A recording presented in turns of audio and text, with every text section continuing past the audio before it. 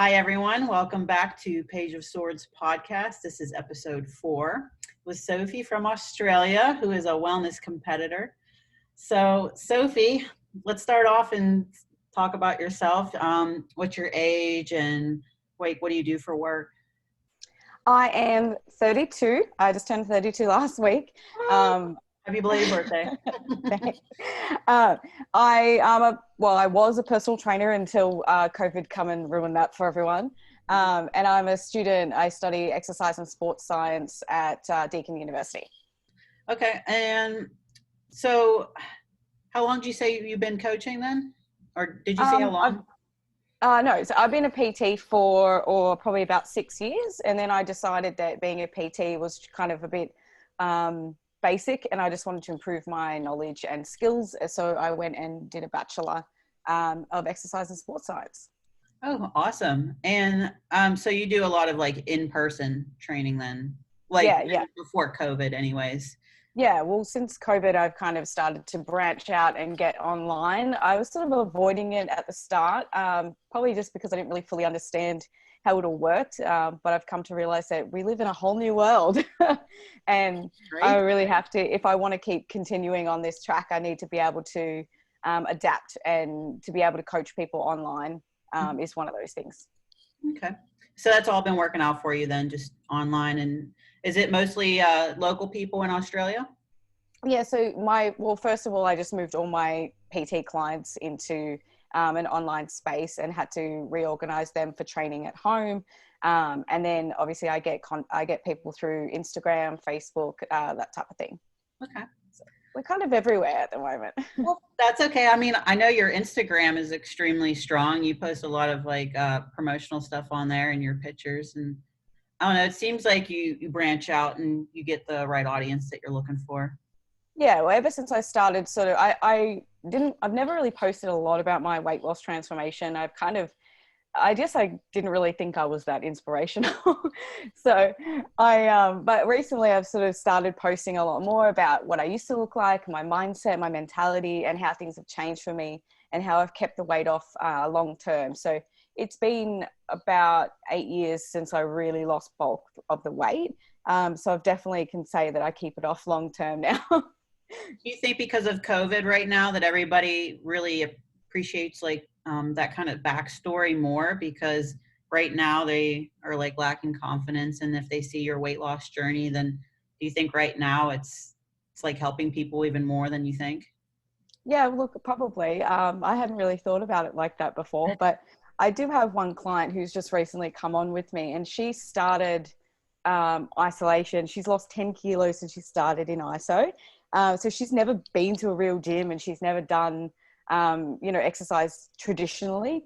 Mm-hmm. So for her to have come that far, having never left the house in the last sort of 4 or 5 months, is amazing. So she's going to leave like a completely different person. And I think everybody has that opportunity now as well, that you don't have to leave isolation or leave lockdown in a bad way. You can come out a lot better. So yeah, I think there's some great stories coming out. That's great. It sounds like you're kind of teaching people good skills too. Like what you just said, like they don't have to leave, and you're teaching them, to work with what you got, really. Some people just don't realize that they have more than they think. Yeah, look, you can do a great workout with just body weight. And I did for the first few weeks. Like, we were locked down here in Australia back in March.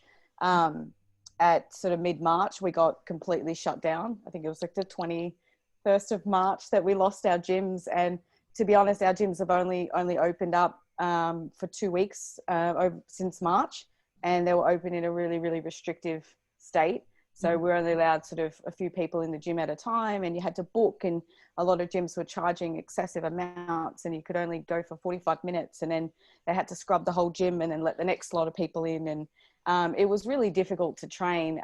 So actually for most of that, I continued to train at home as I'd sort of gotten into the groove of training at home. So yeah, look, we haven't had a lot of access to gyms this year, but we're making do. And I think, like, at the beginning, I didn't have any equipment, and we were doing prison training. My partner and I were training with towels. I don't know if you know how to do that. Yeah, I've seen like the workouts. It seems interesting. It is so interesting. And it, like, to be honest, I was in pain. Like, it was quite hard.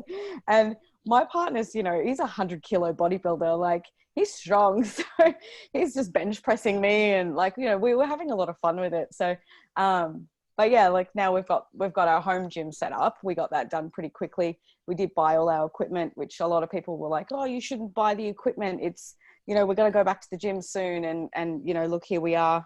Sort of where are we at, August now, and 6 months or whatever it's been, like, yeah, it it's been flew pretty by. bad here in Melbourne, where we have one of the toughest lockdowns in the world actually at the moment. We're under curfew. We're not allowed to leave the house, not allowed to leave more than 5 kilometers. Even to do your groceries, you're not allowed to go more than 5 kilometers. One person at a time. You can't leave together, and we have to be home by 8 p.m. every night. Because you guys have police and stuff out, like, patrolling too. Yeah, look, I don't know. I don't leave the house. But on the news, they make it seem quite dramatic out there. So, yeah, we're mandatory for masks. And are you guys still in that sort of stage at the moment?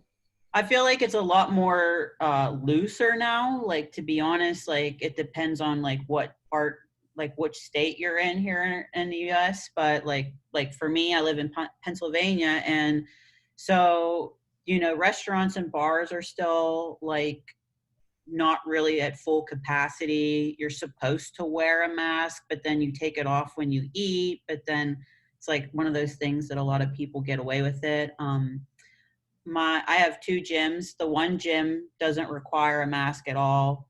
The other gym, you know, tells you should wear it, but nobody listens. So it's very loose here, in my opinion. Wow. But it does depend where you are, because there are other states like example, Arizona down south. I think they're trying to reopen gyms tomorrow. I think what had happened is they were one of the first states to reopen gyms, and then I think all it did was spike numbers back up. So then they shut it back down. So it really does depend where you are, and it's just, I don't know, everything's all over the place. But I have heard that Australia is extremely tight. I remember back in March talking to a friend that lives in Australia also, and he had made comments that, like, they would, if you got caught, I guess, in a different area, they could check your license out in Australia. And if you were so far away, they could tell you, like, you're not supposed to be here, like you weren't allowed to go too far. Yeah, we did have a time when we had sort of hotspots in different postcodes that got locked down, but that was only for about 4 or 5 days before they just locked the whole city down. So I live in Melbourne, which is quite a densely populated area.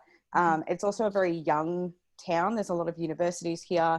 So I think that a lot of young people were not quite following the rules. They were doing a lot of house parties, and unfortunately they were sort of spreading it around quite a lot, which meant that Melbourne just became like Australia's epicenter for COVID, and we got shut down pretty quickly. We've been in complete lockdown the whole time since March. There's only been a 2-week free period, which wasn't really that free. You were allowed a couple of people in your house, and you could go to a cafe and sit outside, but you still had to, there was only sort of very, very limited amounts of people. There were no bars, no clubs, nothing opened up like that. They've all been closed since March. Other states in Australia are different. Like in Canberra, they're pretty much back to normal. They just sort of social distancing, and that's about it. Like, so they didn't have high cases or anything. They didn't have a lot to begin with, and other places, you know, had some, and then they haven't really had a second peak. So, but yeah, in Victoria, our second wave was twice as big as our first wave. Yeah. And I didn't realize how far away you are from Sydney. Like, I know Australia is really big, but everyone knows Sydney. Yeah. Usually, you know how Americans are. We're like, Sydney. But yeah, I also from the Olympics. That's why everyone knows Sydney. What's that? Oh, because we had the Olympics there. Oh yeah, I know. What is it? Bondi Beach or Bondi Beach? I might be saying Bondi Beach. I've heard a lot about that place. I guess my friend explained that there's a lot of hippies there. There's a lot of. I think Australia's just full of hippies, to be honest. We're all pretty laid back. We're pretty chill. Like, yeah, I think that, yeah, everyone's pretty relaxed here. But Bondi does attract that lifestyle. I think there's a lot of surfers. There's a lot of, everyone's Sounds very like a fun relaxed. time. Like when It's I like was you're on a constant holiday there. yeah, that's what it sounded like. That's all I was told. They were like, yeah, it's kind of like real hippie, real hipster or something like that. And I'm like, well, sounds like a good place to check out. Yeah, I think all of Australia is like that, to be honest. Yeah. Yeah. Is there like what kind of stuff do you do in your area? Like you guys have any like cool parks or anything that you like to go to? I know you're always do you like ride a bike or something for cardio in the morning? I'll just go for a walk with the dog. Walk? Yeah. Okay. That park, I don't live in the city. I live out in the suburbs. And that park is literally 5 minutes from my house. So I just walk around there every day. Look, before COVID, we would do lots of stuff. There's beautiful beaches here in Melbourne, St Kilda Beach. Like there's some great places that you can go and hang out. Melbourne's a very busy town. There's always things on. There's always festivals. There's always food trucks. There's always something going on. It's either National Cheese Day or National Wine Day, or like they have so much going on in Melbourne. It's a very busy town. It's and it's great. So there's always something to do.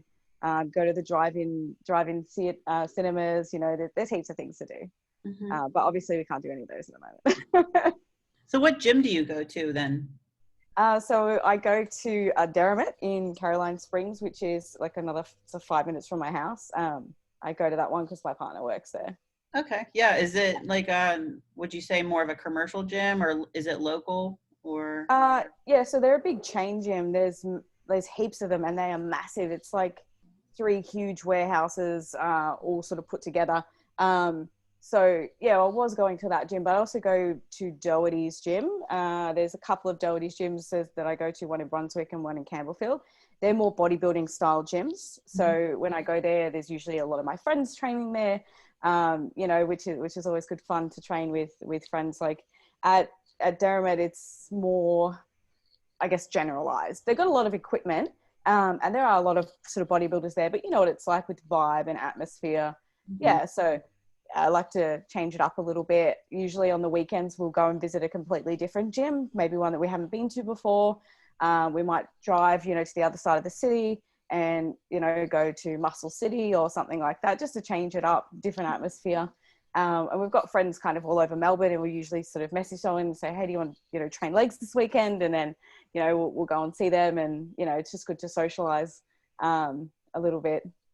That's awesome. Yeah, I know what it's like to switch up the gyms a little bit. And then I was wondering that because you said about leg day, with being a wellness competitor. I mean, how often do you train legs? Do you have a certain gym that you like to do the legs at? Yeah, look, I mean, at the moment, I'm just obviously training at home. So, right. I do have preferences, yes. Doherty's in Brunswick has some really good leg equipment.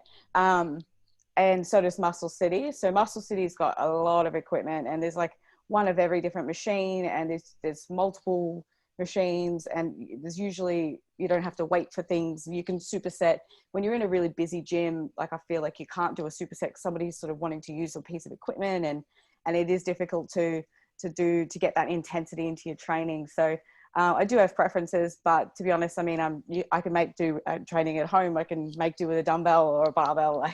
Just give me a weight of any kind, and I'll be able to train with it. But I do train legs 4 times per week. Okay, that's what I was interested to hear. Like how many times? Which I know sounds a little bit crazy, but I do. For wellness. Frequency is the key, I think. So. I do train quads and calves twice, and then glutes and hammies twice. So that doesn't sound as dramatic when you break it down like that. So each muscle group's only been hit twice per week. But and then I just alternate those days with upper body days. Okay. Yeah. And then, so do you do? I know you said about supersets. So is it more like a high volume type of style, or do you switch that up? Yeah. So since I started training for wellness, which was about a year ago, I've really been focusing on the high rep ranges. and getting that intensity into the workout. So even if I'm doing, say, heavy squats, I might superset that just with banded adductors or something like that, just so that I'm doing a little bit of active rest and I'm still activating the muscle. So say, for example, squats, I'm very quad dominant. I might be trying to activate my glutes more. So if I'm doing the adductors in between, I'm switching the glutes on and getting them ready for the squat so that they're active and being used during the squat, not as much as my quads. So do you feel like, do you do more of a nice like warm up to really feel whatever muscle group you're trying to do before you go into like heavy lifting? Like, has that helped you a lot? Yeah, 100%. So I've always been like quite quad dominant. I've always been leg dominant, like altogether, like lower body. But I found that, you know, in order to grow my glutes, I've had to really work on them and work on activating them, getting that mind muscle connection, getting that burn, and just learning slightly different techniques to, you know, just doing a squat's not going to build your glutes. So being able to change my foot positioning, and doing a variety of different foot positioning. So not just what's comfortable, but moving into more of a narrow squat to get my quads working, or taking that sumo squat. So if I was in a gym, I would also be doing things like sumo deadlifts on a Smith machine. So I do them at home, but doing it on a Smith machine just lets me squeeze and scoop the glutes under better, to hit the glutes more than the legs. Does that make sense? Oh, no, it does. No, this is the kind of stuff that I get really interested in, because like we just talked about mindset. And I think when I'm learning more about training styles and everything, I think this is the thing that I wish that was easier to tell like new people, because it's a process, but it's right. You have to really fill that muscle to really like engage it in its workouts, and like you'll see such better progress. Yeah. Like when you These are really, also quite like specific refinements. So it's not something I would even teach a beginner, because a beginner's got to learn how to handle weight and handle a squat, and their right. central nervous system's not going to work in the same manner as like yours or mine would. So like they just won't be able to handle it. So, but teaching these kind of movements and these little things, I think, is a lot more important, especially in isolation or with limited equipment, because we don't have, you know, well, I have plenty of weights at home, but most people don't have, you know, a lot of weight to use. So you really have to focus on those isolation movements, squeezing the muscle, time under tension, all the old school sort of tricks that are kind of thrown out the window when you're in the gym and you've got a lot of access to, you know, equipment. Just for example, leg extensions. Most people don't have that at home. So how are you going to isolate your quads? You're going to have to work really hard, and you're going to have to, you know, feel that burn and go through some of that pain in order to get that growth. Yes. Yeah. I have noticed too, like when I'm doing my warm up sets for quads and hamstrings, I feel like those good deep stretches after the exercise, like really just gets the muscle even more warmed up. And then once I get actually into like a leg press or a squat, like I feel like, because I did just those minor stretches with the warm up, it's just made the muscle even more warm. And I think maybe that's a thing with legs. I feel like because there's so many muscles being engaged in your legs, that sometimes um that really good focus in the warm up makes like the big difference. Yeah, it does. I found that foam rolling really helps as well. So massaging the muscle with a foam roller before you train as well as after, Okay. and not just using it as like a rehab tool. Especially if you're like me, training so frequently, those muscles are pretty much always sore. Like I mean, I don't get extreme amounts of DOMs. Like I do find that I do recover quite quickly. I think that's because I've been training for a long time and my body's used to the frequency now. But they are, when you hit them hard, they're sore. So it kind of limits you when you go to train again later. So, you know, if I'm training quads and then 2 or 3 days later, I'm training quads again, they're still a little bit sore from that other session, which means I might not be going as hard, or I might not be doing my best in that session. So recovery is super important. And utilizing those things like foam rollers or the massage balls, and if you have access to a sauna, like that's really, I think that really help as well. I don't have access to a sauna at the moment, so I'm having hot baths after my leg sessions. So I've soaking my legs in hot water for a good hour or so after I train. And I feel like that really helps me with recovery. Probably better than the sauna because it's targeted. Mm-hmm.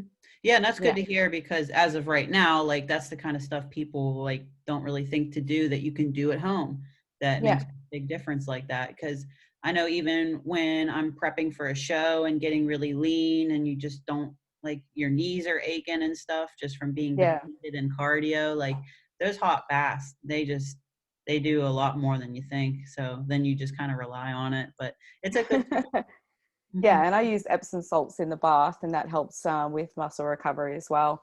Um, but also, like if you're in hot water, it's kind of like having a sauna anyway. So you are sweating, and I do feel like it does help in prep. But apart from that, it just gives you that moment to relax. And I think a lot of the time, especially when we are in prep, it's go, go, go, go, go all the time. A lot of people are trying to work. We're trying to, you know, a lot of us are in the fitness industry, so we're trying to do clients. We're trying to, you have to think, you have to use your brain. And, you know, when you're in prep brain is a thing, and it definitely affects the way your mood swings and the way you interact with people. And a lot of people just switch off and just, you know, you become quite irritable. And I think having that time to relax and just taking that me time, because especially us competitors, our hobbies all go towards fitness. So our relaxing is going to the gym. Our me time is going to the gym. And these things are taxing on the central nervous system, and they're taxing on your body. And it's a physical exertion. So taking time to relax, and even just having that hour in the bath, switching off mentally and switching off physically at the same time, I think it really helps. Yeah, I agree. That's really important with prep. I think a lot of us nowadays get so much inside of our head and with our phones. Like the bath is a good place to just sit the phone down and just get away from the blue screen and just try to meditate almost, if that's what you have to Yeah. do. Yeah, Yeah. Just relaxing and being alone with your own thoughts, I think it can be quite powerful. I agree. Visualizing as well, like visualizing, you know, if you're talking about your show, or even just in everyday life, like visualizing your goals and your successes, and those things will keep continuing to drive you. And just taking that time to think about your goals. Like we might think, okay, what's your goal? Oh, your goal is to win a show. But why do you want to achieve that goal? Like what's really driving you to win that show? And that mindset and that power, I think, is what takes you through those final weeks of prep, like those really hard, tough times. That's what I'll do that during cardio, to be honest. Like when I'm doing Yeah. fasted cardio and like I'll be like listening to music, but I almost like have to daydream like the Yeah. stage, and like then it just makes it a little bit more bearable. Yeah. Yeah, definitely.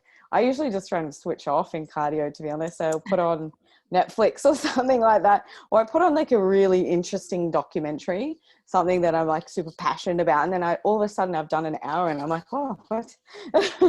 People do that. They get into that's like they hoard their YouTube videos, and Yeah. they just wait until prep to like get through those like long TV series. Somebody's probably watching this while they're doing cardio I now. hope so. Because when I'm in prep, I'll be watching like prep stories or interviews and Yeah. stuff all the time. Like, well, I kind of already do, but like when you're in prep, it's almost like I love prep diaries. Like when people do, like, even though you're doing the same shit, like eating every day, the same stuff, training, I don't know why, but just watching that kind of stuff, I'm like, okay, yeah, I'm, this person's doing it too, and I can relate with them, even if they're like complaining about something, I'll be like, okay, now I don't feel so bad because that Yeah. person's Yeah. complaining, and then I don't have to feel bad because I'm doing the same thing. I think it motivates you because you can see yourself in their shoes. And if they make it to stage, you're like, oh, well, I can do it too, you know? So, yeah, I actually think it's super motivating making those videos too. Like, I try and hold myself accountable during my prep. I always make a little highlight reel on my Instagram stories of each of my preps. And, you know, you can see them on my Instagram. I've got my Arnold's prep on there. I've got my, you know, so I put together little videos and little highlight reels to kind of keep myself accountable as well. I actually made, for my Arnold's prep, I actually made a full vlog the entire time, and I never edited it and never posted it. But I made that vlog for me, and Okay. I made it for myself. And I thought, you know, one day I'm going to look back at my first prep and I'm going to go, oh my God, look what, you know, look how I looked then, or what my mindset was like, and look how much different I am now. So I mean, maybe one day I'll put it together into a little video and I'll post it. But at the end of the day, just making it kept me motivated. And I would vlog in my car on the way to work every day and just talk about how I felt. And I think it was good to even just to get it off my chest as well. Because a lot of people, especially at the time, I didn't have any friends in bodybuilding, or not many. And nobody really understood what I was going through. And the reasons of why I wanted to get on stage. They're like, oh, but you don't have any fat on you. I'm like, are you kidding me? Like, they just don't have that understanding. They're like, but you look good already. And you're like, that's not the point, you know? And they just couldn't understand why I was doing that. So making that vlog, I think, really just helped me mentally and keep me in the right frame of mind. That's good, because like we talked about, you get prep brain, and you know, sometimes when you're doing another prep or whatever and you're trying to remember, like, what did I do last time? If you kind of have some sort of like journaling of it, then you can refer back and be like, oh yeah, I felt like shit 5 weeks out, you know, it's like it was the same. So then you can kind of prepare, and you just know you've been there. And I think one of my biggest regrets of my like actual weight loss journey before bodybuilding was that I didn't take any photos. I have next to no photos of me being overweight. Even the photos I post online, those photos, I'm about 10 kilos lighter. I'd already lost weight at that point. And that's the reason why I was in front of the camera, because I felt good, you know? So, and I really regret not taking photos or videos or vlogging or having any kind of like, journaling, like you said, on that, because I find that when I'm in a dark place or I'm feeling bad about, you know, whatever part of my journey, and we all have those moments, we always, like you said, prep brain, it's not just forgetting things. Prep brain is thinking that you're worthless, thinking that you're not there yet, thinking that you're not ready, thinking that people are going to laugh at you when you're on stage. Like, it does wreck your brain. So yeah, I do regret not filming or having any photos from back in those days. And I always encourage all of my clients to take photos and videos and vlog and talk about how they feel, because they'll want to reflect on that one day. And I think that's really powerful when you are in those darker places. You can look and go, oh my God, look where I was then, and look where I am now. I've grown, I've come so far. So yeah. Yeah, that's fantastic. I'm the same way with photos, you know, like you're right. Sometimes that visual just really like gives you clarity in what you're looking for. So I mean, we got to get into shows. So what is your show history? Like, I know you did the Arnold. So what's your So show the history? Arnold's last year was actually my first show. Okay. So I'm still really quite new to bodybuilding. So last year I did season A, and then I got really excited and I did season B as well, which was probably a mistake. But so the Arnold's qualifier was my first show. I look at that show and I kind of laugh, because I thought I looked good. But The green suit one? yeah, Right? yeah. Yeah, like, I mean, I'll screen share, but like, yeah, and I love that suit. Oh my gosh, it's so pretty. Which one are we looking at? Let's see here. Do you see this screen? Oh, that's the Arnold's. Oh, this one's the Arnold? That was at the Arnold's, yeah. Okay. So the show before that was the Arnold's qualifier. Now coming into that it'll be quite far back. Really but, far back. Probably. Yeah, I saw these awesome pictures. But yeah, the show before that was 3 weeks before that, and that was the Arnold's qualifier. Those ones on screen? That's nationals last year. Oh, sorry, Vic States last year. I came second in both my categories. That's awesome. Yeah, I think I remember watching this prep when you did that. Yeah, that was about this time last year. I was prepping for that show. I was prepping for that show again this year, except that got cancelled. So we only found out last week that it was cancelled, but we sort of knew that it would get cancelled. So yeah, this is wellness. This is me doing wellness. So the other shows I did were figure. Yeah, and this is awesome because seeing you here, like with these other girls, like I think this was before America did it. Yeah. You know what I mean? Like, because it's still new. Like, we've only had a handful of shows, but to see you girls on stage doing the wellness already. Yeah, like, this was the second wellness show ever. The first one was in, I think, South Australia did it before us. And then this is Vic States where we did it there. So I was prepping for figure for most of that prep, and then I changed my mind and did wellness. So wait, how many figure shows? Well, two technically, because there was the Arnold's qualifier, and this one here that you got on screen, that's the Arnold's. Okay. Yeah, so there was Arnold's qualifier and then the Arnold's, but they were sort of 3 weeks apart, so it was the same prep, and that was figure, and then I did wellness. Okay, so the last show is in the purple suit. Yeah, and that was for wellness. So yeah, the girls in Australia are super competitive. Like, we've got some really great athletes here. Yeah, these are quite old photos. See, here we go, the greens. This is the qualifiers here. Okay, so this is the first one, very right? first show. Yeah, very first time I was on stage. I'm a big fan of green suits, as you can tell.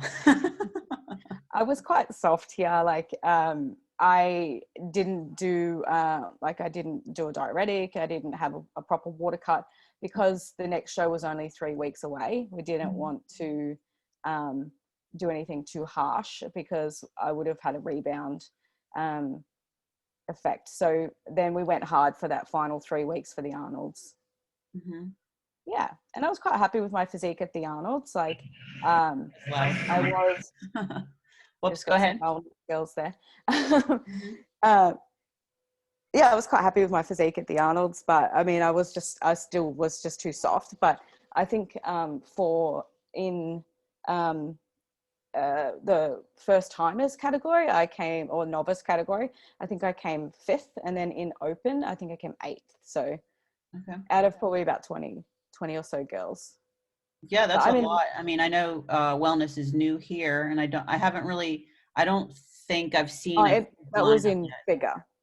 Okay. That was in figure. In wellness, there was only 4 competitors on the stage. Okay. Yeah, so we had a very small, the competition was very small. There was only 4 of us on stage, and I came 2nd there. Yeah, there it is. That's one of my transformation photos. Yeah. So that show there, that's where I came 2nd. Yeah, I was quite happy with that. I wasn't building on my legs. That's just kind of what they looked like at the time. It is a little bit of a softer look than figure, so it's not quite as hard, which is why I chose to change into that, because I do have a lot of problems getting lean. Unfortunately, my body just, from being really overweight in the past, I have a lot of hormonal issues. My thyroid pretty much gave up the ghost last year during that prep. So that's why I decided to go with wellness over figure. And also, obviously, I had the dominant legs for it. So, but I've been working on my legs a lot since then. So that's been training them 4 times a week since that show. So I feel like I've grown a lot in that department since then. Yeah. And are you working with a coach or anything? Do you coach yourself? So I was working with a coach nutritionally for this prep. I do my own training, and usually I do my own nutrition. But when I'm prepping, I feel like it's better to have accountability with somebody just sort of watching over your shoulder. It does make a big difference in, like, I know about nutrition, I could probably prep myself, but at the end of the day, is that going to be the best thing for me? Probably not. Yeah, sometimes it's just like, tell me what to eat, because like if I mess up or eat the wrong thing, I can blame you and not me, or something like that. Yeah, well, I don't have a lot of experience in comp prepping yet, so I don't feel like I'm comfortable enough to prep other people through their shows, so I shouldn't really be doing it myself. I think every good coach has a coach of their own. I agree, definitely. I think that that's the best way to go, just so that you don't get inside your own head, because most of us do. We get inside our head and we start like putting ourselves down. And when you're in prep, it's, I've literally talked to this about this with other people, and it's just go to bed. You'll be okay. You'll be fine. Yeah. I think we question ourselves a lot too. So you might be training and someone says to you, oh, you look a little bit flat. And then you think, oh, do I need more carbs? Am I doing something wrong? Like, or you might be comparing yourself to somebody else who's also doing the same prep, and you might be thinking, oh, they're leaner, or, oh, she's bigger, or, she's leaner, so I'm going to have to do more cardio to catch up. But that person might be, going really hammer and tong now, but they're still 10, 12 weeks out from their show and they're going to burn out. So, I think not comparing yourself to other people and just like following and trusting the process is really important when you're prepping, which comes back to having a coach and just trusting that person, and trying not to look at other people. Yeah, no, you're right. Yeah, and I saw, was it yesterday you had that dish with the kangaroo? Oh yeah. See, that's so interesting, you know, because obviously you guys have kangaroos, and I mean, I don't know if you can get that kind of meat here, but I'm assuming that's a pretty lean meat. It's the leanest red meat that you can get. So yeah, a lot of people, I get a lot of questions on whenever I post kangaroo, especially from Americans. Well, yeah, that's Guys are like, I can't believe you eat your national emblem. Like, yeah, I don't think it's weird. I'm like, it's just. oh, it's a little bit weird. So it's quite a gamey meat. Like, even a lot of Australians don't like kangaroo because it is quite a game, like it's a game meat. So it's quite sort of tough. That's why I eat it in a mince rather than in like a kangaroo steak, because it is tough to chew. Like it's lean, so it's kind of hard, a bit grainy. But when you have it, it's a little bit of an acquired taste. When you have it in mince, when you put spices in it, like honestly, it tastes kind of like beef. Like when I have beef now, I'm like, ugh, like it's weird. So like here in Pennsylvania and probably some other states here in America, there's like, we eat deer. I don't know if you guys have venison or deer meat or anything like that, but it's really common here to have the same thing with kangaroos, where you get ground deer meat and it's really lean and gamey, but it's good. It's just like beef. Like it sounds like. I think it's like our version of venison. So yeah, I know. I used to have a client who was American, and he would eat a lot of deer. We put a lot of deer and a lot of turkey. You guys eat a lot of turkey. See, we don't eat much turkey. You can buy turkey here, but a lot of people don't eat it. Like, it's not really a huge thing here, but you guys tend to eat quite a lot of it, don't you? Yeah, I was gonna say, I have it right now in my plan. So I have one turkey meal, and like I'll do ground turkey, or I also buy they're like turkey cutlets, like turkey steaks, sort of, which people are always like, what is that? And I'm like, it's just it almost looks like a pork chop or something like that. And it tastes really good to me. I don't know. I'm used to turkey. Yeah, so it's a brown meat, not a white meat. Mine's usually more white. So it's just like chicken, because we have ground chicken too. I just think that turkey is a little more tougher. Yeah, turkey's definitely leaner. Mm-hmm. I don't know why we don't eat a lot of it here. I might have to put it in my meal plan. Switch it up from kangaroo, because like if you're saying kangaroos like beef, then turkey's chicken, just in like a chicken way. Mm-hmm. I eat a lot of fish, so I have a lot of fish in my diet as well. Mm-hmm. Salmon and barramundi are the two main ones that I go for. Salmon obviously being quite high in fat, and then barramundis. I'm from the Northern Territory, which is the upper part of Australia, and we have wild caught fresh barramundi up there, and it's amazing. So I kind of love the old sort of, and when I'm, if it's a high carb day, I can have like roast potato, and I feel like I'm having fish on chips, so yeah. I like fish too. Like, I know some people don't, but I love it. Like, I don't get a lot of salmon because of the fat content, but like I'm assuming that fish is white fish, the other one, because we don't have the here, or at least if we you should try it. It's amazing. I'm gonna have to like look for it now that you're talking about it. I'm gonna be like going to like a fancy restaurant and be like, is that on the menu? Probably gonna be super expensive over there, but it's just it's not cheap here either. It's about the same cost as salmon. Sometimes it's even a little bit more. But salmon's amazing, and I do eat a lot of salmon during prep. Like I do follow quite a low carb diet when I'm prepping. I do cycle my days, so I'll have high carb days, low carb days. But yeah, the fats are really important, especially hormonally for women. If you don't have enough fat in your diet, it can cause a lot of problems. So I think the limitation should really be on the cut for women. Like, men are completely different, but for women, the limitation should be more on carbs and have a higher fat content for most of your diet. But you do still need, obviously, carbs around training, and you need high carb days to sort of reset all those metabolic adaptations that happen during prep when you're sort of at quite a restriction.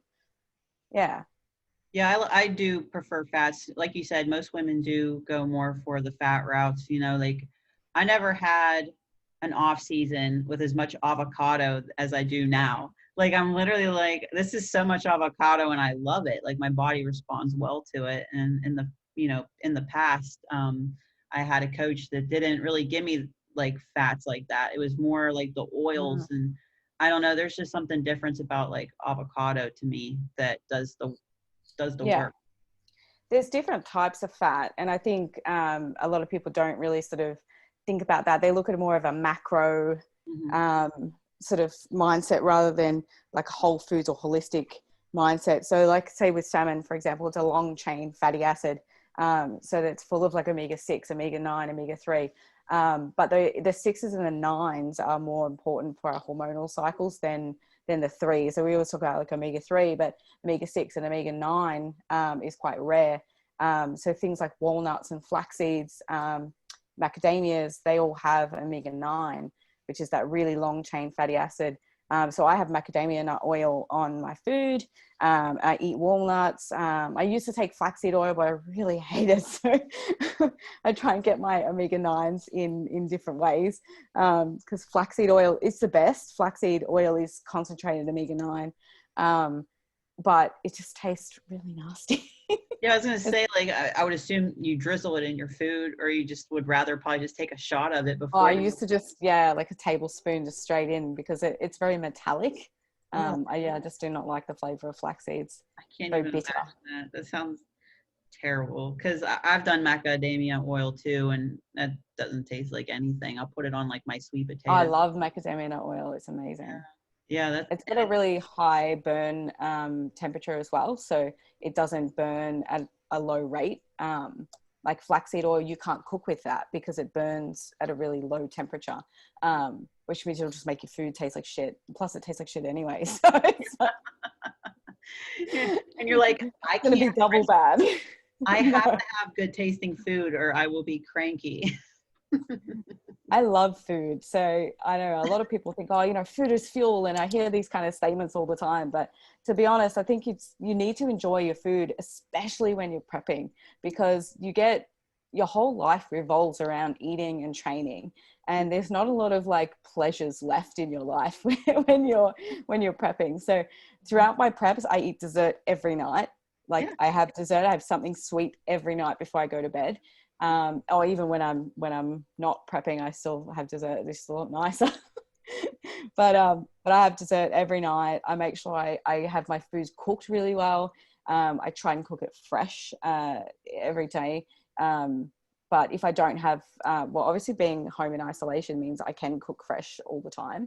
So, which is great. And I think that's made a big difference to mentality when it comes to eating.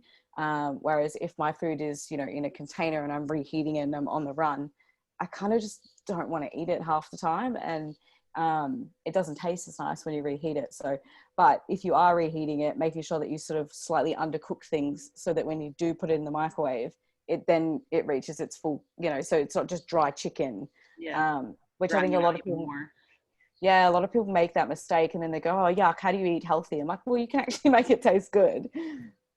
I agree. I like to put my chicken in a crock pot and just let it like sit and just fall apart.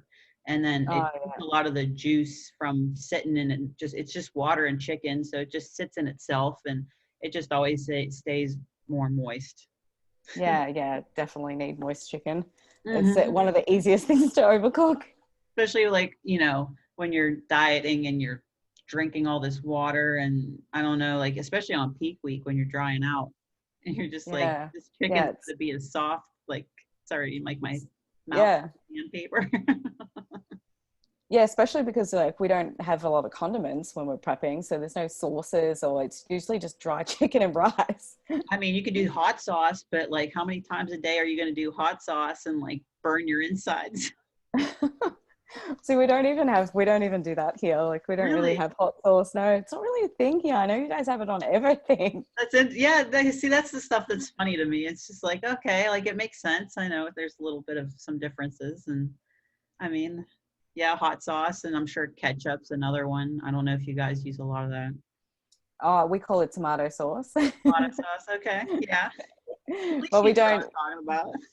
Like a lot of people do eat those kind of condiments all the time. I don't personally. I just feel like it's a waste of calories. Like I'd much rather, like some of those no sugar ones and that are nice, but you can't eat lots of them anyway because artificial sweeteners are really bad for your gut health. But I just think why would I waste like an extra calories on this sauce when I can eat more rice or eat more chicken or eat, like, I'd rather eat my food. I don't like drinking my food. Like, I know people do that when it comes to, you know, shakes and things like that. I don't, like, I never ever drink protein shakes. I put protein in things. So I'll make protein pancakes, or I'll add protein to my oats, or I'll make protein ice cream or something like that. Like, I just don't drink it because I think, oh God, wouldn't you rather eat it? I'm the same way. Like, we talked about desserts. I'm like, no, I want, like, because like protein powder can make some really good desserts. Oh yeah. Like what you said, pancakes. I know people used to do those like cupcakes, like things where you put it in a cup and Mug cake. Yeah. microwave it.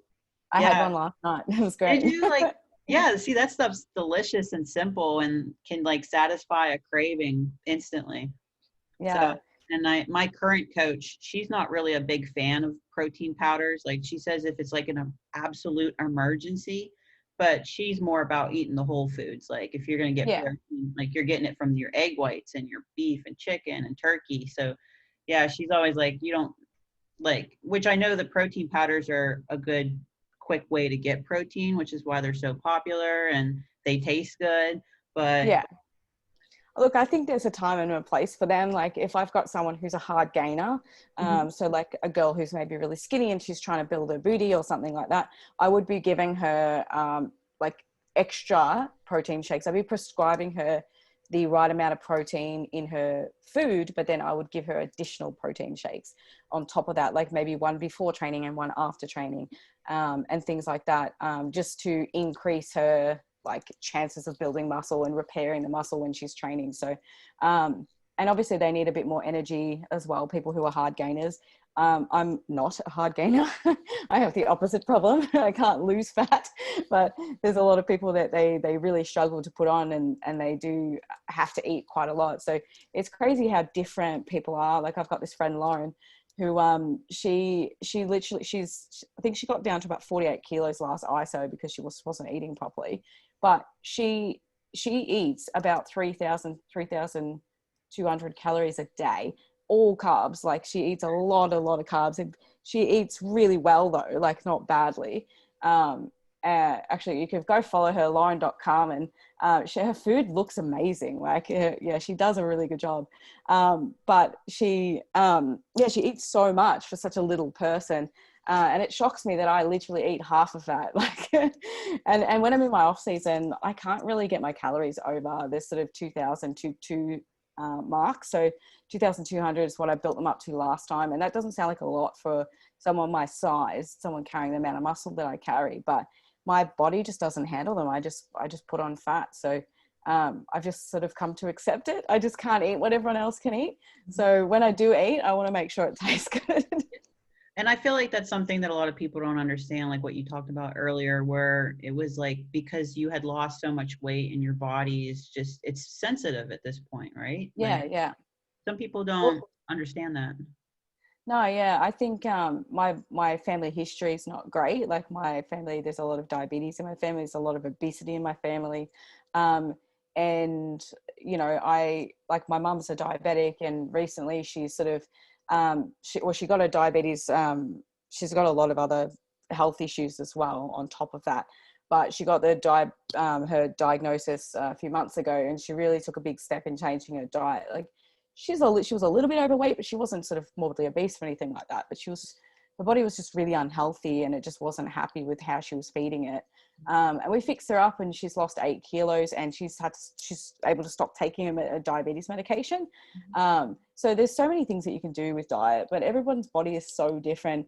You know, there's a bit of trial and error when it comes to coaching as well. So, you know, you do have to start a diet, stick to it for a few weeks, even a month, record the process along the way, get the data, take that data, and then change the diet to suit it. So yeah, like I said, everyone's so different. It's crazy how much some people can eat and how little other people have to eat.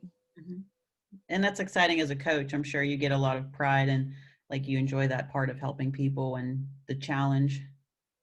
Yeah. Look, especially like with my mom, when it comes to, obviously she's close to my heart, but when it comes to a health issue and being able to help someone dial back medication or feel better, like people who are maybe in pain on like a daily basis, people with gut health issues, they're literally like, their stomach is, you know, like my partner has a very sensitive stomach, and, you know, when it's playing up, you know, he's in the bathroom or he's with a client and he has to run off, like it's embarrassing, and it's difficult to manage that sort of thing on a daily basis. So if you could fix your diet, just in general, like not to do with a prep or not even to do with weight loss, just that can make such a huge difference in someone's life.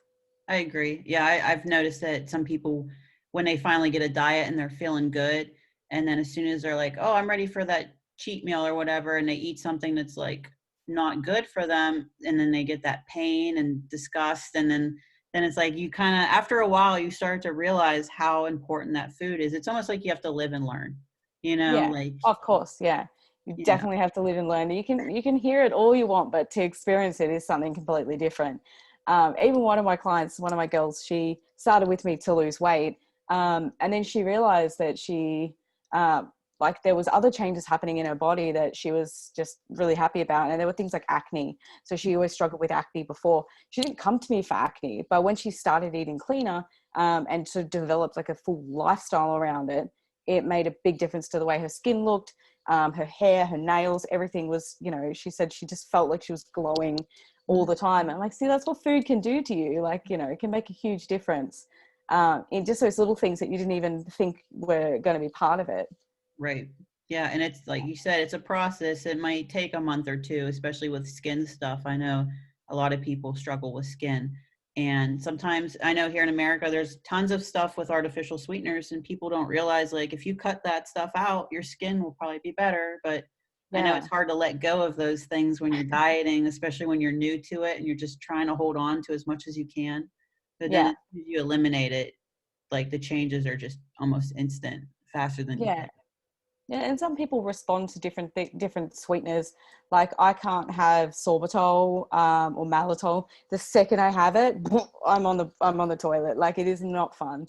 But stevia, so organic stevia, I can just eat it like no tomorrow. So, and I've found that that works for me. So when I buy, like I use a protein powder that is only sweetened with stevia, and it's not very sweet at all. So they only have a very small amount of stevia in their protein powder, and I just add what I want. So it means that I can, you know, change it up if I want to make something savory, if I want to make something sweet, whereas most protein powders are just very sweet.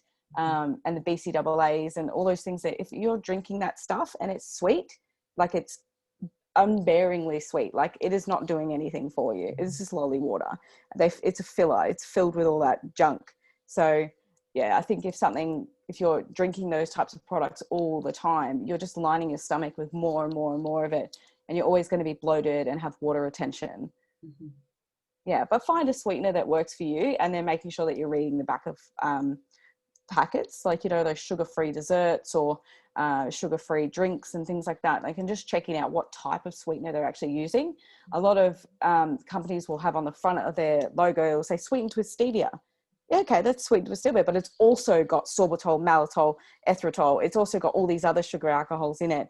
And they've just used this tiny little bit of stevia, and they've put that on the front of the packet. So you've got to be careful. And also consuming too much of those things is also what leads to the digestive discomfort. Yes, and We've all done it. We've all done it. We've all gotten excited. But it tastes so good. Well, see, yeah, those other ones, the sorbitol, maltitol, and erythritol, I think that's how you say it. Those ones actually taste like sugar. So that's why they use them, because they taste so much better than stevia. But stevia is probably the best one for your stomach. That's more natural too, right? I Yeah. mean, I think monk fruit is also good, but it doesn't quite have the same taste. monk fruit. Like, because I know here in America, like if you go to a Starbucks, I feel like they have more monk fruit than they have stevia. Like Yeah. most of the time, it's monk fruit.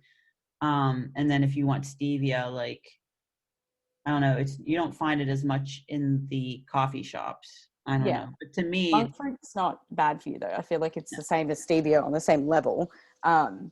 but it does have a slightly different taste. Mhm.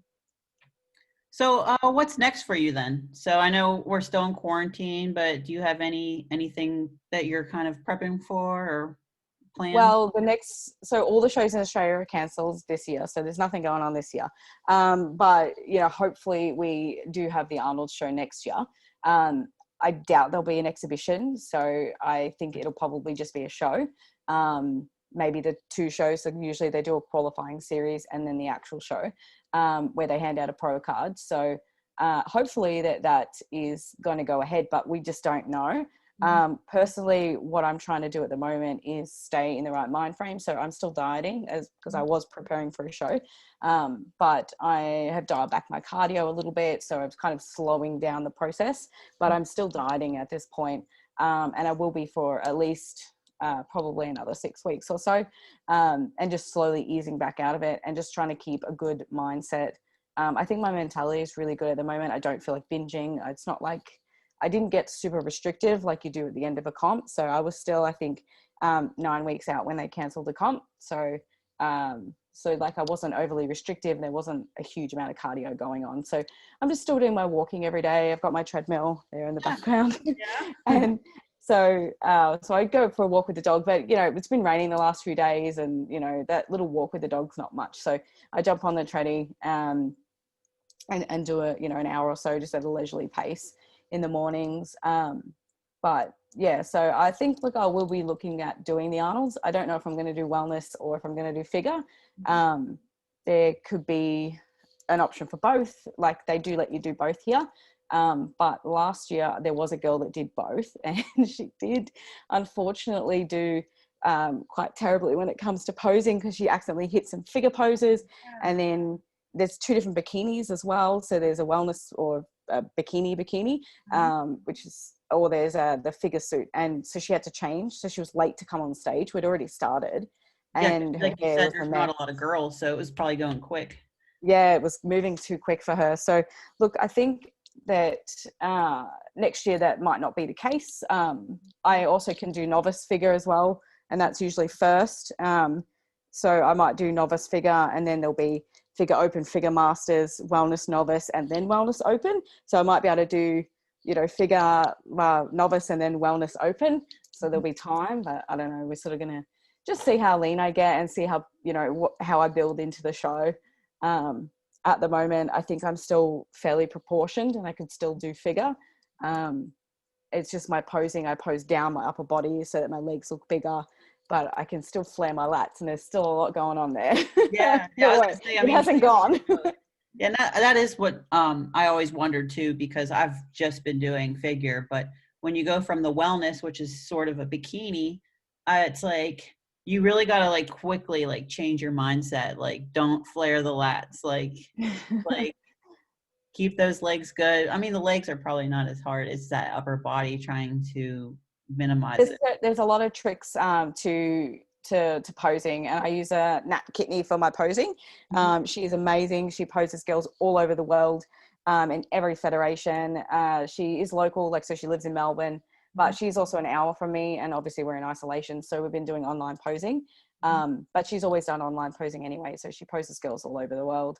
And she is amazing. She will teach you sass and confidence. And the posing from wellness to figure is different. It's more of a bikini pose in wellness, and there is more sass. Like you need to move on stage, you need to have confidence, you got to flick your hair, you've got to have some attitude. Whereas with figure, it is a little bit more robotic. Yeah, but I think statuette, I feel like, where it's just real stern, real like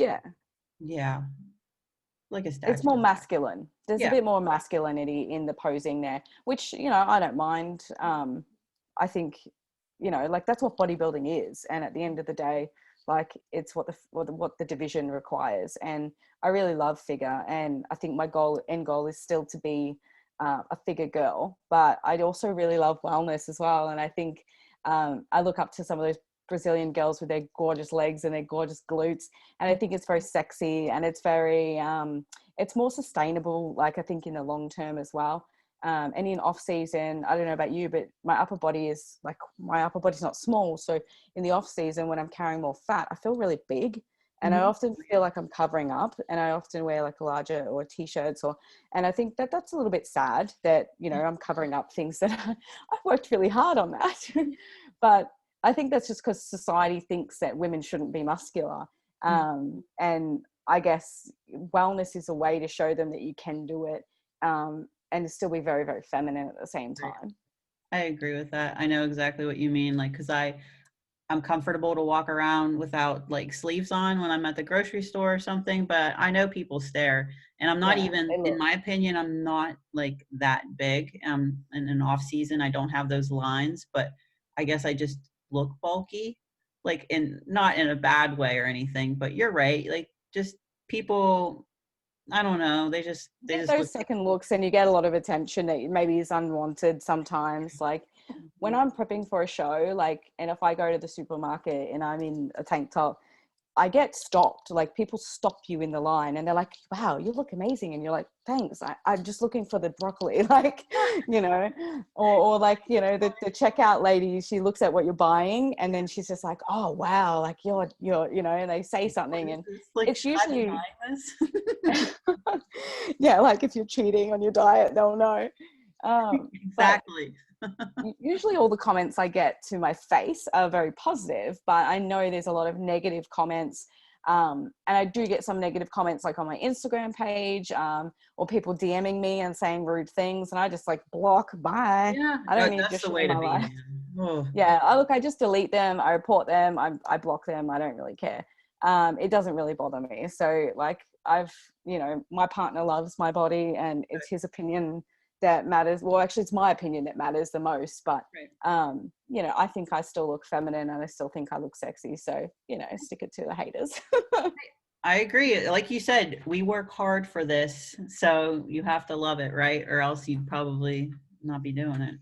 Yeah, look, I think it takes an extreme amount of dedication to, you know, just be in the industry or to even just to do one show or not even to do a show, just to be in that kind of condition. So look, I mean, if people don't like it, they don't have to follow you. They don't have to look at you. Like you're the one that has to live with your body. So you need to love it. Hmm. Oh yeah. And then I wanted to ask too, like, because you said about the Brazilian girls that you inspire from, but like, is there anyone in particular that you follow closely? I mean, even if wellness or figure. I think with wellness, the first one that I really started following was Vivi Winkler. Oh yes. Yeah, she's got an amazing body and she's very lively and fun and she has a lot of content going out there. And then so I can't remember what her trainer's called, what her I name know is, who but you're talking about, that shorter woman that she, yeah, oh my they God, she train makes that really girl intensely. cry. Like I think some of it's a little bit dramatic, but some of it's for the gram. Yeah. But you know, I really do get inspired by her workouts, and I do actually copy a lot of things that they do in their training. So yeah, I've taken a lot out of watching those videos. But yeah, so she's probably the one that I sort of follow training wise quite closely. But I have a lot of them like they're constantly in my feed, and it's quite inspiring. You know, to when you're like feeling down or you're at that point in prep where you feel like nothing's going on, Mhm. to have a look through those videos and those feeds and see how they're doing when they're prepping for shows and how they're training and like they're just their mindset and their mentality. Mhm. Now, you were kind of, I think we talked about this before outside of the podcast, but you were saying you'd eventually like to come to the US and try to compete. I think, were we talking about the Olympia Amateur? Oh yeah, for sure. I would love to go to that. I would love to just go to the US and just see what shows are like and maybe not even compete in them. Like I'm happy just to go to the US, really, to be honest. Come to Um, Olympia. yeah, but I would love to go to like the conventions and the exhibitions and just meet and greet and just, you know, yeah, I think it would be amazing just to see how Americans run their shows. Like in Australia, I think they're very, very similar. In Australia, we're very regimented and everything's like, you know, done quite well. You know, the competitors have, you know, their own areas backstage. And I do compete with the IFBB though. So I know some of the other federations are different. And I just want to say IFBB in Australia is different to IFBB in America. So Yeah. IFBB, we call it IFBB Pro League here, and that's NPC. So it's the amateur level. So Mhm. I'm not a pro. So a lot of people who follow me that are in America tend to think that I'm a pro, like an IFBB pro, because I talk about IFBB, but it's IFBB Pro League amateur level. And then there's IFBB Pro League pro level. So even though they're the same federation, That but just two one different little levels. part makes a Yeah. difference. Neat. But So one little part. yeah. So it's like me competing on the NPC level, not the pro level.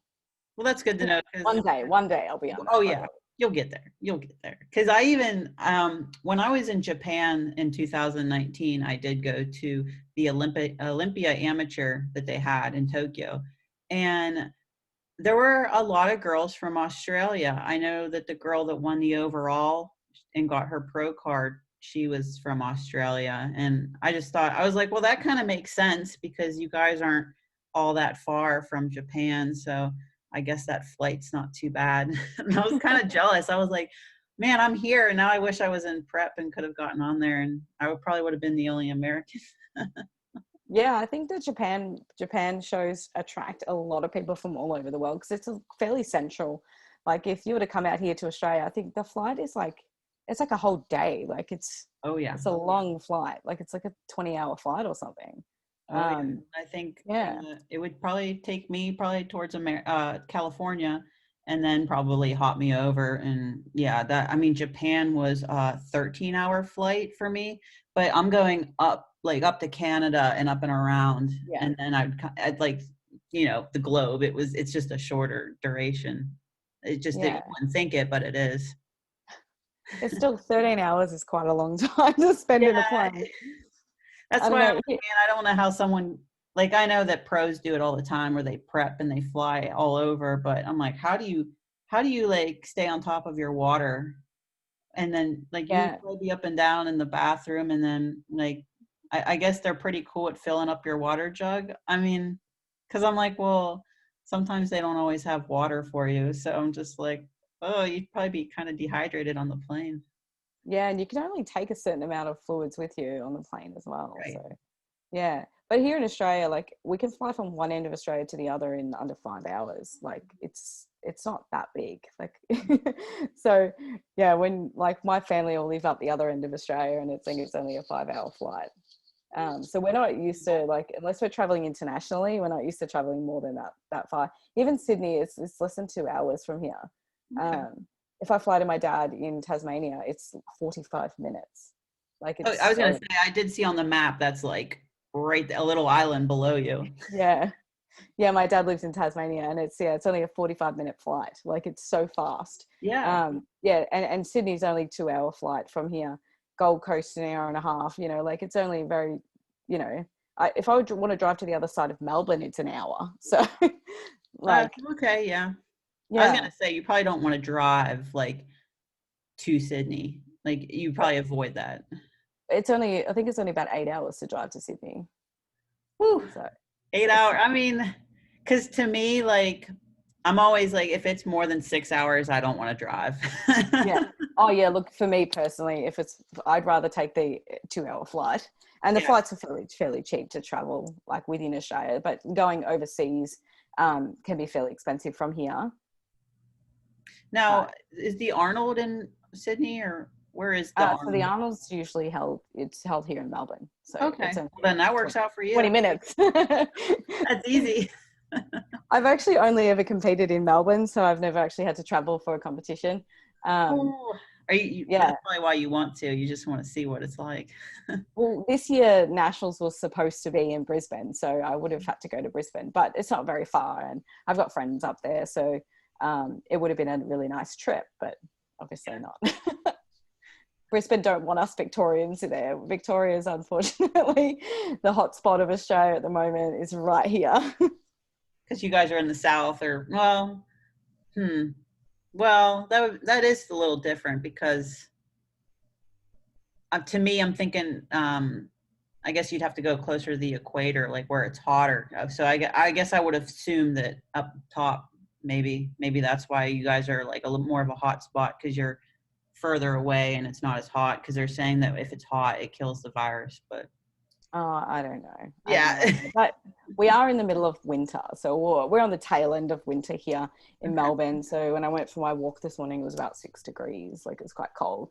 The last few days it's been cold and rainy, but other than that, we've had some nice days. So we're on the tail end of winter. But yeah, I do miss, I grew up in the Northern Territory. I do miss the warmth, that's for sure. But we have beautiful summers here. So yeah, there's wind and there's a bit of both. That's awesome though. I would love to make it down, but my friends have warned me it's very expensive in Australia. Like to go out and do stuff and eat. Like my friend, she loves to drink beer and she's like, beer in Australia is so expensive. And then you go to America and it's just like half the price. Well, our dollar is different to yours, but it's not, I don't think it's that much. Like, I don't think it's that expensive. Our wages are higher than yours. So we have more money than you. So we can spend more, you know. So I think that's like when it comes to like the ratio, like I think like our homes are more expensive and like everything's more expensive. The cost of living is higher, but our wages are higher. So we've got a lot of, you know, fair work rules that you guys don't have. So yeah, it's very different when it comes to being paid. Like our minimums for wages are usually around the sort of $25 to $30 per hour for even for restaurant staff. Like, you know, that's the minimum, and that's Australian dollars. So I think if you convert that to US, it'd probably be like $40 an hour that you get. Oh, okay. Yeah. So we like ours pretty good. Like our wages are pretty good. So I think like, yeah, for you, it might feel more expensive, but even America, when we convert our money, we don't think it's cheap. Yeah. Understandable. Well, I've had you on for a little over an hour now, so I wanted to I know, I told you I could talk. I know. Well, I can too. And believe me, I knew from the start, I was like, I have a ton of questions. I'm like, this is going to be a long one and I could probably go more, but I'll let you edit it out. get started. Because I know it's probably 10 a.m. there and it's 8 p.m. here.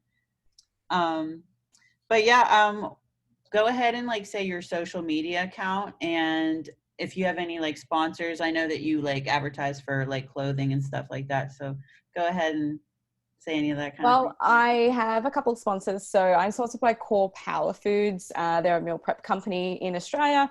And I do have a discount code for that. You can jump on my social media, which is Sophie_Maree. That's Sophie spelled with 2 I's. And you can see all the discount codes I've got linked in my bio. There's a link tree and they've got heaps of discount codes in there for a bunch of different things. Also sponsored by Stop It I Like It, which is a gym brand company that I love. My friend D owns. He's got a really good empowering message he sends to people. So yeah, I just really love what the brand embodies, and obviously they have great products as well. Yeah. Okay. Well, that's great. I'll make sure to put your Instagram account in the bio for the YouTube and the podcast, like on the audio version. So I'll make sure to do that for you. And I want to thank you so much for coming on. This was a great conversation. And plus, you're my first international interviewee. So that's always fun. I feel like, because I miss traveling. I love traveling. I miss it. So yeah. Always here. It's well, fun. I want to thank you for having me on here. Like I've been following you. I think I started following you in my Arnold's prep. So like it's really good to actually meet you and talk to you in person. I know. And not just sort of like each other's Instagram posts here and there. And I think it's amazing how the internet can actually connect us. And yeah, look, I would love to come over and actually see you in person and we'll hit legs one day. We'll do a big training session. Legs. Yeah, and I know I think it's been probably about a year that I've been following you too. So yeah, I think that's great that we can kind of motivate each other too. And if you're doing the Arnold and I'm doing the Arnold for America, we'll probably be starting around the same time because they're only shows only a couple of weeks apart. Yeah, I was gonna say I think it's 2 weeks after the US and then it's Australia. So we'll be cheering each other on. Oh, that'd be really good, actually. So I'd love to do that. We could even do little, interviews and videos like this for that prep. So yeah. Well, I bet. Yeah, that would be a great idea to do kind of like a prep update for both of us, and then we can like talk about where we're at and what the similarities are. And I don't know. Yeah. That sounds like a good idea. Yeah, the differences between like the US prep and the Aussie prep. Yeah. I'll be like, you're probably outside. It'll be like my winter, and I'll be like, I want to know where you are. Yeah, it'll be my summer, so it's a really good time for prep. So you're looking good, you're feeling good. Yeah. Yeah, I'll be trying to do cardio and get through the snow because it snows here a lot in Pennsylvania. And it would be hard also prepping like in that cold with a low level of body fat. There's nothing to keep you warm. I mean, I have thick skin, but yeah, it still gets cold, especially since this is where I also work. So yeah, I'll be cold. I'll be standing here in this spot for a while. All right, Sophie. Well, I'll let you go. Thank you so much. Thank you. Have a good one. You Bye. too. Bye.